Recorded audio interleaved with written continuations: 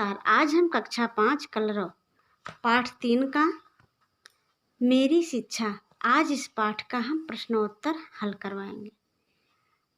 इस पाठ को डॉक्टर राजेंद्र प्रसाद की आत्मकथा से लिया गया है। आत्मकथा किसे कहते हैं? आत्मकथा यानी अपने बारे में लिखी हुई कथा। जब कोई व्यक्ति अपने जीवन में घटने वाली घटनाओं एवं अनुभवों को स्वयं ईमानदारी से लिखता है तो उसे आत्मकथा कहते हैं।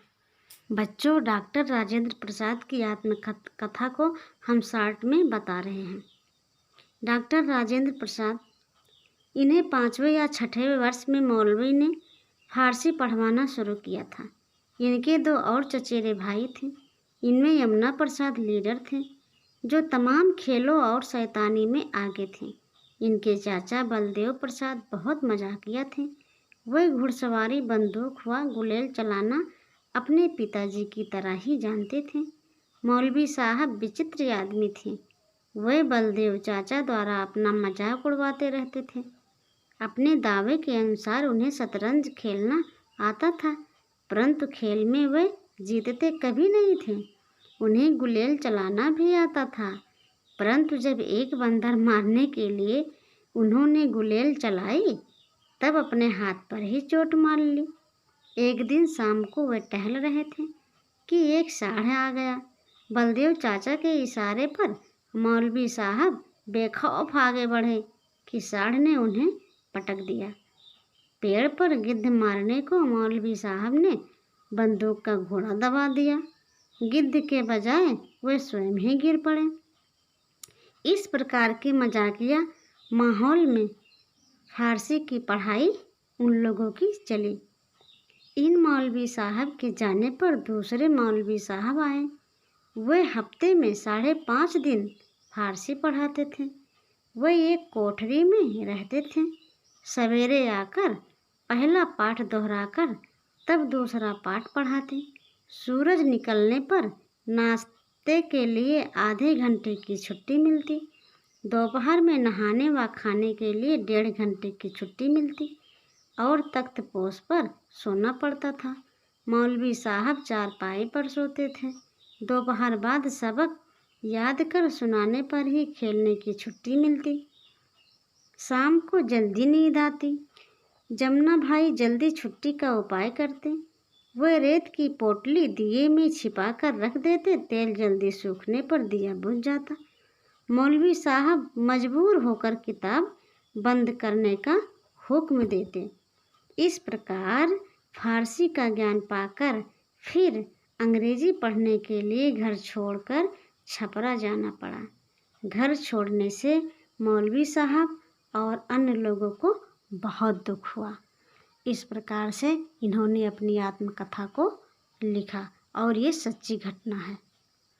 डॉक्टर राजेंद्र प्रसाद स्वतंत्र भारत के प्रथम राष्ट्रपति भी थे। आइए हम प्रश्न देखें। अभ्यास शब्दार्थ। शब्दार्थ हमने कॉपी पर नहीं लिखा है क्योंकि बुक में लिखा गया है। बोध प्रश्न, उत्तर लिखिए। का, ख, ग, घ। चारों प्रश्नों के उत्तर हमने कॉपी पर प्रश्न सहित लिखा है। दूसरा है सोच विचार बताइए। इसका भी उत्तर हमने कॉपी पर लिखा है। फिर है भाषा के रंग। नीचे लिखे शब्दों को सही क्रम में लिखकर वाक्य बनाइए। यहाँ पर इस तरह से लिखा हुआ है, कोठरी आबलिक करते रहा आबलिक में वह एक थे। अब इसको एक वाक्य बनाना है। वह सबसे पहले क्या रहेगा? वह एक कोठरी में रहा करते थे। इस प्रकार से हमने कॉपी पर वाक्य बना दिया है।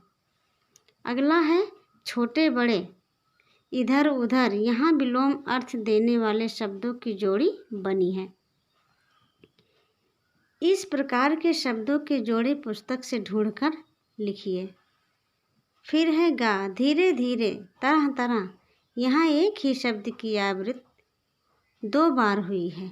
इस प्रकार के 5 शब्दों के जोड़े पुस्तक से ढूंढकर लिखिए। घा, बेखौफ शब्द में बे उर्दू का उपसर्ग जुड़ा है। यह उपसर्ग शब्द से जुड़कर उसका अर्थ उल्टा कर देता है। खौफ का अर्थ होता है भय, परंतु बेखौफ का अर्थ निर्भय हो जाता है। इस प्रकार इन शब्दों के अर्थ लिखिए। यहाँ पर हमने कॉपी पर लिख दिया है। आइए अब हम प्रश्नोत्तर जानें। पाठ 3 मेरी शिक्षा। प्रश्न का बालक राजेंद्र प्रसाद की शिक्षा कब व कहाँ हुई? बालक राजेंद्र प्रसाद की शिक्षा उनके 5वें या 6ठे साल से उनके घर पर ही आरंभ हुई। प्रश्न खा उनके साथ कौन कौन पढ़ता था? उनके साथ उनके 2 चचेरे भाई पढ़ते थे। प्रश्न गा पहले मौलवी साहब और दूसरे मौलवी साहब में क्या अंतर था? पहले वाले मौलवी साहब हल्की बुद्धि के थे। उनके स्वभाव में गंभीरता नहीं थी, जबकि दूसरे वाले मौलवी साहब बहुत ही गंभीर स्वभाव के थे। पहले वाले मौलवी साहब को बच्चे अपनी बातों से बहला लेते थे, लेकिन दूसरे वाले मौलवी साहब के साथ ऐसा करना संभव न था। वे पढ़ाई के प्रति बहुत ही सख्त थे। देर तक न पढ़ना पड़े इसके लिए जमुना भाई क्या चाल चलते थे? देर तक पढ़ना न पड़े इसके लिए जमुना भाई तेल के दिए में रेत की छोटी सी पोटली छुपा देते, जिससे दिए से तेल जल्दी सूख लेता और दिया जल्दी ही बुझ जाता। मौलवी साहब को मजबूरन पढ़ाना बंद करना पड़ता था। सोच विचार। दूसरे वाले मौलवी साहब के बारे में ऐसा क्यों कहा गया है कि वे बहुत गंभीर थे और अच्छा पढ़ाते भी थे? दूसरे वाले मौलवी साहब बच्चों की पढ़ाई को लेकर बड़े सख्त थे। वे गंभीर स्वभाव के थे। उनके पढ़ाने का तरीका सही था। बच्चों को उनसे कभी बातचीत हंसी मजाक करने की हिम्मत नहीं होती थी। फलस्वरूप सभी बच्चे जितनी देर उनके पास होते सिर्फ पढ़ाई ही करते थे। इसलिए दूसरे मौलवी साहब के बारे में उपरोक्त कथन कहा गया है। अभी हमने बुक में पढ़ा था। नीचे लिखे शब्दों को सही क्रम में लिखकर वाक्य बनाइए। वह एक कोठरी में रहा करते थे। खेलने कूदने के लिए भी समय दिया जाता था। प्रायः आधा घंटे की छुट्टी मिलती थी। मौलवी साहब चारपाई पर सोते थे। खा सवाल जवाब ये विलोम शब्द है। दोस्त दुश्मन, लेन देन, रात दिन, कहा सुना। 3 3 4 4 धक धक अपने अपने। अब उपसर्ग।